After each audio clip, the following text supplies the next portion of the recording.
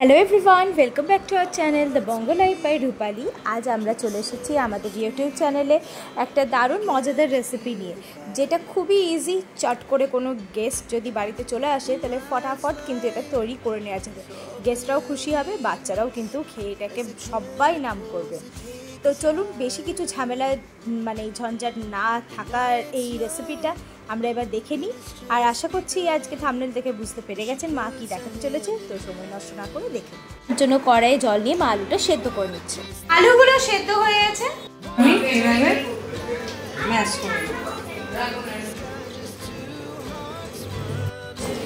আলুটা একটু ঠান্ডা হয়ে যাওয়ার পর মা হ্যান্ড ম্যাশই করেছে। তো আলুটা কিন্তু কোনো নুন টুন দিয়ে সেদ্ধ করা ছিল না। আচ্ছা, কোনো লাম্পস থাকা চলবে না। আলুটা পুরোটা একবারে সেদ্ধ করার পর একদম শুকিয়ে নিতে হবে, একটু যেন জল না থাকে।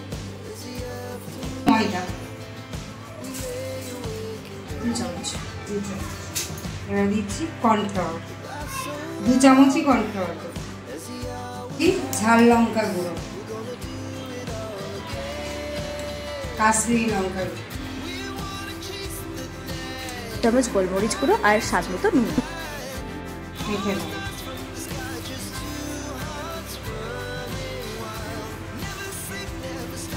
সন্ধেবেলায় কিছু ঝাল ঝাল স্ন্যাক্স খেতে ইচ্ছে করলে এইভাবে এই স্ন্যাক্স রেসিপিটা করা যেতেই পারে। ঝটপটও হয়ে যাবে আর কোনো ঝামেলা নেই, ঝামেলা ছাড়াই।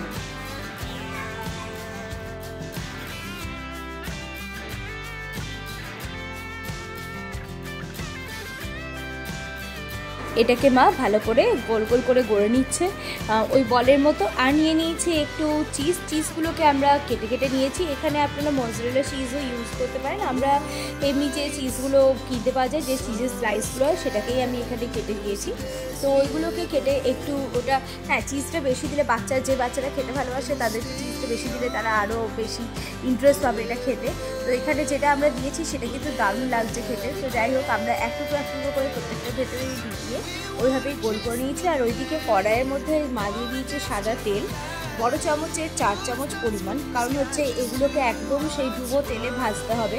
দেখুন মা এখানে তৈরি করাটা দেখিয়ে দিচ্ছে কীভাবে করে নিচ্ছে, চিজ কিউবটা দেখিয়ে দিচ্ছে কীভাবে। সময় আমরা রেস্টুরেন্টে গিয়ে প্রায় অনেক টাকা খরচা করে আমরা এই সমস্ত চিজ বল বা পটাটো চিজ বল খাই, কিন্তু এইভাবে ঘরেও কিন্তু সেই একই টেস্ট পাওয়া যাবে। আমাদের চ্যানেলে আমরা সবসময় বলি যে যখন ঘরেই যে জিনিসটা আমরা তৈরি করতে পারবো সেটার জন্য বাইরে টাকা খরচা করে লাভ কী। আর বাইরের জিনিস অনেক সময় আমরা ঠিকভাবে জানতেও পারি না যে কীভাবে তৈরি করে না করে। ঘরে সেটা ভীষণ হেলদি উপায় যেটা তৈরি হয়ে যাচ্ছে।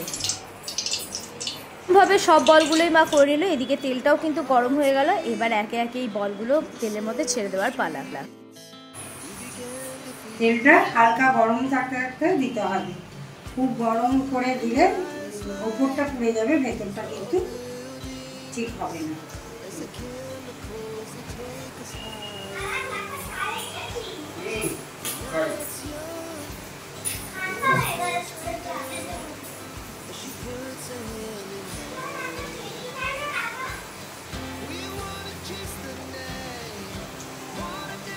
এবার আমি ফ্লেমটা বাড়িয়ে দিলাম।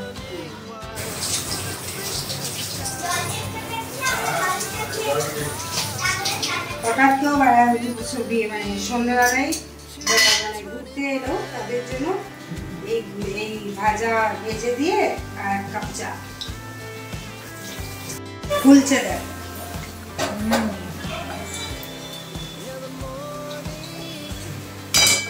এইভাবে দিয়ে দিয়ে ওপরটা পর্যন্ত সেটা হয়ে যাবে, ফ্রাই হয়ে যাবে।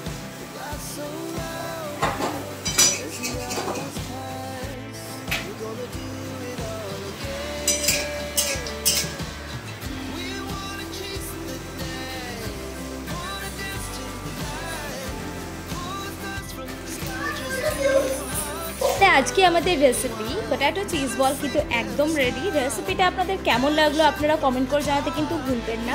আর এরকম ইজি স্ন্যাক্স রেসিপি পেতে গেলে আমাদের চ্যানেলের বেল আইকনটা প্রেস করে রাখবি, তাতে আগামী দিনে আমরা যা ভিডিও দেবো সেই আপডেট কিন্তু আপনারা সবার আগে পেয়ে যাবেন। সামনেই আসছে পয়লা বৈশাখ, অনেক কিছু অকেশন, বাঙালিদের তো এমনিতেই 12 মাসে 13 পার্বণ। হঠাৎ করে যদি কোনো গেস্ট চলে আসে তাহলে আমি তো বলবো এইটা হচ্ছে একটা মানে সেফ সাইড, মানে আমরা তা ঝটপট করে আলু সবসময় থাকে তো আলু দিয়ে এটা করে দেওয়া যাবে। আর এটা এতটাই ভালো খেতে হয়, বাইরেটা ক্রাঞ্চি আর ভেতরটা চিজি। আমার মানে বলতে বলতেই আমার কি বলবো দারুণ একটা লাগছে। তো এই রেসিপিটা আপনাদের কেমন লাগে শুনে জানাবেন। এবার আমি একটু ঠান্ডা হতে হবে, ওপরটা ক্রিসপি ভেতরটা জাস্ট চিজটা মেল্ট হয়ে হা হা হা অসাধারণ। খুবই গরম আছে।